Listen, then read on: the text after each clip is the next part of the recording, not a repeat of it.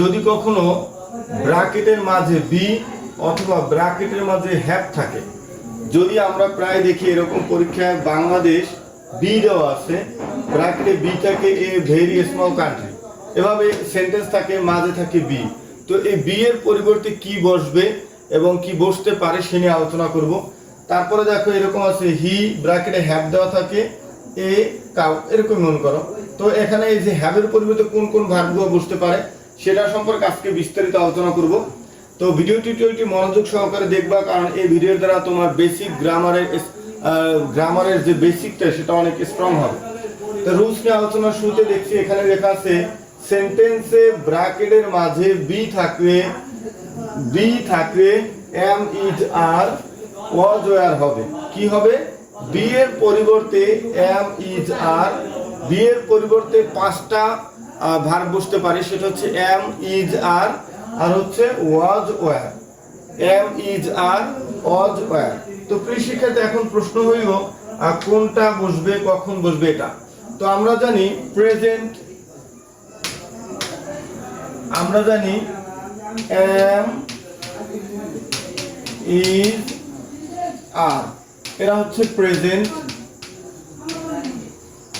Tense, আর was were হচ্ছে past tense. আচ্ছা, আমরা যদি ভিডিও টিউটোরিয়ালে ধারাবাহিকভাবে দেখি তাহলে এগুলো সবই বুঝতে পারবো, উদাহরণের মাধ্যমে আর কারেকশন করা হবে।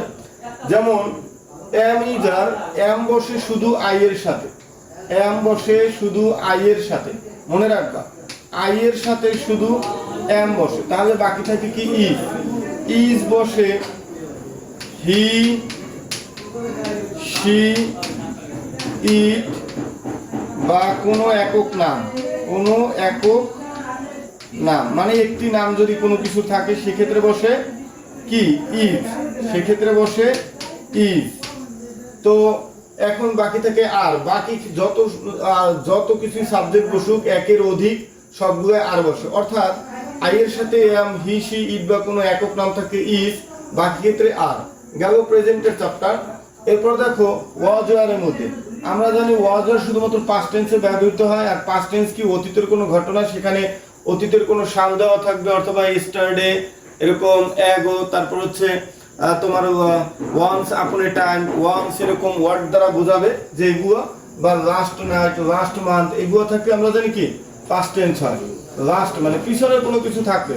তো সেক্ষেত্রেও যেখানে আমরা ইজ বসাইছি সেখানে ওয়াজ বসাবো, যেখানে ইজ আর ওয়াজের ব্যবহার সেম, হি শি ইট বা কোনো একক নাম থাকলে আমরা ওয়াজ বসাইতে পারবো, আর বাকি ক্ষেত্রে ওয়্যার বসাতে পারবো।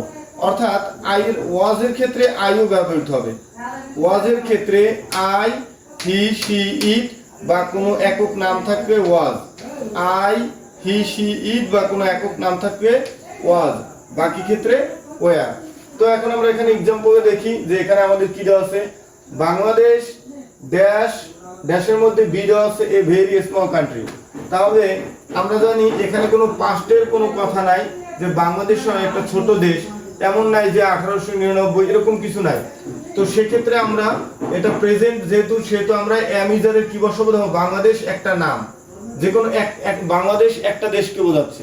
তো কোনো একক নাম থাকলে কি হবে, বাংলাদেশ দুইটা দেশ না, এটা একটা দেশের নাম, যে কোনো একটা দেশের নাম, অর্থাৎ আমরা যে দেশে বাস করি এই বাংলাদেশ পৃথিবীতে একটিই আছে, সুতরাং এটা একটা বোঝাচ্ছে, সেক্ষেত্রে আমাদের ইজ ব্যবহার করতে হবে, Bangladesh is a very small country.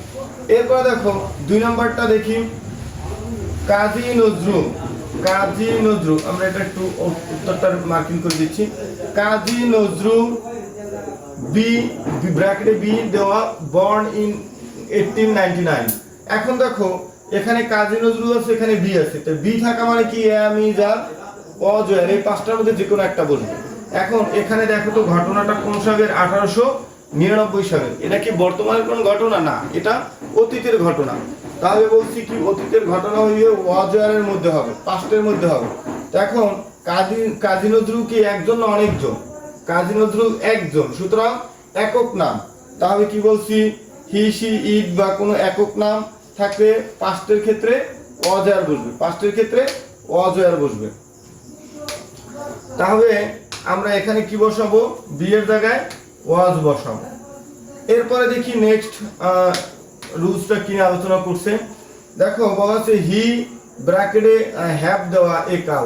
এখন আমি জানি হ্যাভ থাকলে কি বসবে, আমাদের এই রুলসটা একটু দেখি।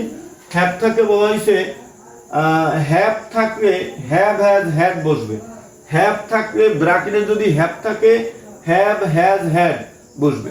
এখন পূর্বের মতো এটারও আমাদের জানতে হবে যে have has, have has, have has এরা হচ্ছে প্রেজেন্ট, এরা হচ্ছে প্রেজেন্ট, আর হ্যাড হচ্ছে পাস্ট, হ্যাড হচ্ছে পাস্ট। তো আমরা জানি হ্যাডের ব্যবহার শিখতে হবে না, ও সবার সাথে বসে, তাই ওরটা অলরেডি বাদ থাকে হ্যাভ আর হ্যাজ। যেই জায়গায় আমরা ইজ ব্যবহার করতাম, অর্থাৎ হি, হি, শি, ইট বা কোনো একক নাম, একক নাম, একক নাম, অর্থাৎ ইজ এবং ওয়াজ যে ওয়ার্ডের যে প্রোনাউনের সাথে বসে বা নাউন প্রোনাউনের সাথে বসে হ্যাজের সেই একই রুলস। তাহলে দেখো হি হ্যাভ কি হবে, হি শি ইট থাকলে কি বসবে, হ্যাজ বসবে। সুতরাং আমাদের অ্যান্সার হবে হ্যাজ। হ্যাভ বাদ হয়ে এখানে হবে হ্যাজ।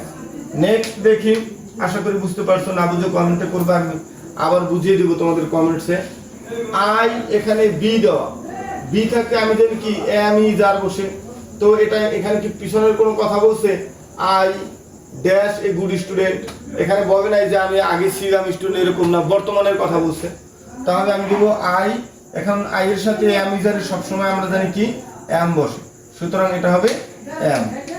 তো প্রিয় শিক্ষার্থী, এই ভিডিও টিউটোরিয়ালে আমরা ব্র্যাকেটের মধ্যে বি থাকলে কি কি গ্যাপে আমরা কিভাবে পূর্ণ করবো সেটা শিখলাম। বি থাকে এম ইজ আরও বসতে পারে, ওয়াজ আরও বসতে পারে। যদি অতীতের কোনো ঘটনা অর্থাৎ স্টারডে থাকে, ওয়ান্স থাকে, অ্যাগো থাকে, তারপর হচ্ছে তোমার last month, last week, last night এরকম কিছু থাকে, গতকালের পিছনের দিনের কোনো ঘটনা থাকে, তাহলে আমরা ওয়াজ আর বসাবো, আর বর্তমান হয়ে এম ইজ আর বসাবো। তো নেক্সট ভিডিও টিউটোরিয়ালে আমরা এভাবে বিস্তারিত আলোচনা করবো রুলস 3 নিয়ে। সে পর্যন্ত সবাই ভালো থাকো, সুস্থ থাকো।